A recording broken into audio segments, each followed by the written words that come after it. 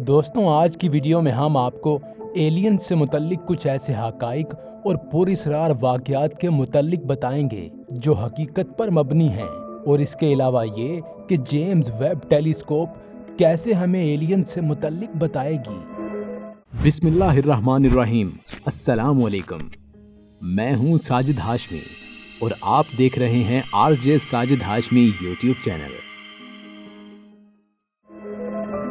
जब हम इस बारे में सोचते हैं कि गैर इंसानी मखलूक या एलियंस मौजूद हैं या नहीं, तो हम अनदेखी मखलूक की तस्वीर अपने जहन में कैसे बनाते हैं। अगर हॉलीवुड की ज़्यादातर साइंस फिक्शन फिल्में हकीकत होती तो उन पुरअसरार एलियंस की शक्ल बुनियादी तौर पर सिर्फ इंसानों की तरह नज़र आती, लेकिन एलियंस अजीब रंग की जिल्द के होते और उनके चंद इजाफी बाजू और टांगें होती।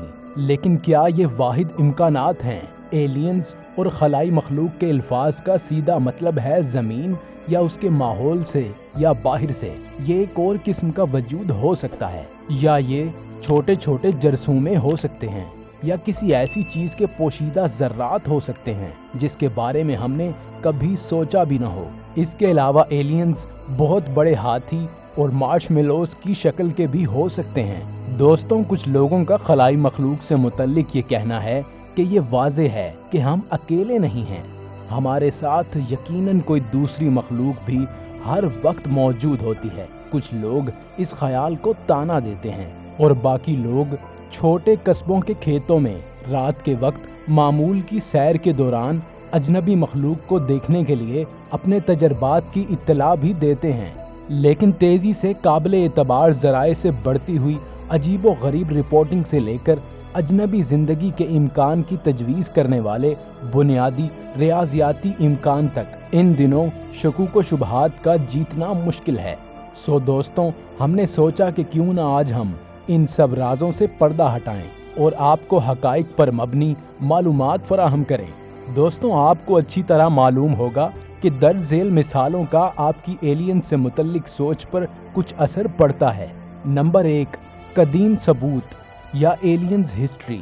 हालिया मज़ाहिर को लिखना और मुस्तरद करना काफ़ी आसान हो गया है। जैसे किसी भी चीज़ का हवाला देते हुए मौसम के गुब्बारे से लेकर लेजेंड के दवाम तक, और पॉप कल्चर में यूएफओ के नज़ारे जो यानी शाहिदीन को रुला देने का बाइस बनते हैं और वो चीख उठते हैं कि उन्होंने कोई एलियन देख लिया।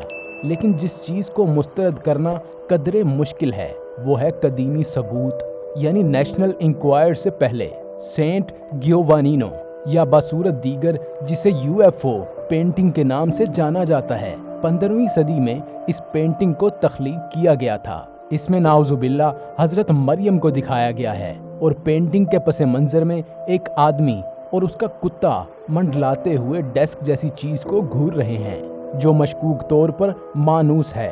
और ये पेंटिंग भी इस लिस्ट में अकेली नहीं है। कदीम गार की पेंटिंग से लेकर संस्कृत स्क्रोल तक हर चीज़ के साथ कुछ ना कुछ ऐसी चीज़ मौजूद होती है जो अजनबी ज़िंदगी की अक्कासी करती है। हस्की एल की किताब में और बाइबल में भी अजनबी मखलूक का एक नज़ारा मिलता है। या तो ये एलियंस के वजूद का ज़बरदस्त सबूत है या फिर ये बहुत बड़ी कॉन्स्पिरेसी थ्योरी है। नंबर 2, शुमारियाती डेटा या स्टैटिस्टिकल डेटा। 1961 में माहिर फल्कियात फेरेंक डेरिक ने एक मसावात की वज़ह की जिसके ज़रिए वो खलाई मखलूक की मौजूदगी के इम्कानात का अंदाज़ा लगा सकते थे, जिसमें कई अवामिल को मद्देनज़र रखा गया था, जिनमें सैयारों की औसत तादाद जो ज़िंदगी को सहारा देने के काबिल हो सकती है और वो हिस्सा जो इस सुपर नेचुरल मखलूक का मुआविन हो सकता है शामिल था। इसके बाद उसे 2001 में नाफज किया गया। नतीजे में शुमारियाती तौर पर ऐसे सैकड़ों हज़ारों सैयारे तकनीकी तौर पर मौजूद होने चाहिए जहां खलाई मखलूक मौजूद हो सकती है। नंबर 3, गैर हलशुदा नज़ारे या अनडिफाइंड सीन्स। यूएफओ को देखने का दावा कई लोगों ने किया, लेकिन इसके रजिस्टर्ड केसेस की तादाद बहुत कम है। यूएफओज यानी गैर मामूली चीज़ जो कि हवा में मुअल्लिक हो, जिसे हम कई कार्टून्स और मूवीज़ में भी देखते हैं। एनी शाहिदीन का दावा होता है कि उनके साथ एक मुकम्मल डेबनिंग भी होती है, لیکن پوری تاریخ میں 1853 میں ٹینیسی کالج کیمپس کے متعدد طلباء اور پروفیسروں کے ذریعے یو ایف او کو دیکھنے سے لے کر 2008 سے اسٹیفن ول لائٹس کیس تک، جس میں 200 سے زیادہ گواہوں نے اسٹیفن ول لائٹس کے کیس کو دیکھا، ان تمام کیسز کی وضاحت کرنا نہایت مشکل تھا۔ یو ایف او دیکھنے کے 3 عینی شاہدین جو کہ پولیس اہلکار تھے، ان کا گم ہو جانا بھی ایک پراسرار بات ہے۔ نمبر 4، خلا بازوں کے دعوے۔ اگر آپ یو ایف اوز کی کسی بھی رپورٹ پر یقین کرنے جا رہے ہیں تو آپ ان خلا بازوں کی طرف سے آنے والی خبروں پر بھی بھروسہ کر سکتے ہیں جو حقیقت میں خلا میں گئے تھے۔ یو ایف او کو دیکھنے کے دعوے کرنے والوں کی فہرست میں ایڈگر مچل، کیڈی کولیمن اور ڈاکٹر برائن اولری شامل ہیں۔ دوستوں، بہت سے لوگ اجنبی اور اندیکھی مخلوق کے بارے میں کہتے ہیں کہ حکومت کو اس کا علم ہے۔ بوز ایلڈرن نے اپولو 11 پر سوار ہونے کے اپنے تجربے کے بارے میں بھی بات کی ہے، جب انہوں نے اپنے ساتھ کچھ اڑتے ہوئے دیکھا۔ پہلے تو انہوں نے یہ سوچا کہ یہ علیحدہ راکٹ کا مرحلہ ہے، جب تک کہ مشن کنٹرول نے تصدیق نہیں کی کہ یہ ان سے 6000 میل دور ہے۔ دوستوں، اب آپ کو بتاتے ہیں جیمز ویب اسپیس ٹیلیسکوپ کیسے خلائی مخلوق کے بارے میں جلد ہی معلومات فراہم کرے گی۔ جیمز ویب ٹیلیسکوپ جو کہ ہبل خلائی دوربین کا جانشین ہے، لیکن اس کے آئینے کے سائز، روشنی کی حد اور اس کے مقام کی وجہ سے یہ زیادہ درست اور مؤثر ہے، اور اس کا ایکوریسی ریٹ ہبل ٹیلیسکوپ سے 100% زیادہ ہے۔ یہ ساری صفات ویب ٹیلیسکوپ کو ہمارے نظام شمسی کے سیاروں اور دیگر سیاروں کے نظاموں کا بے مثال تفصیل سے مطالعہ کرنے کے قابل بنائیں گی۔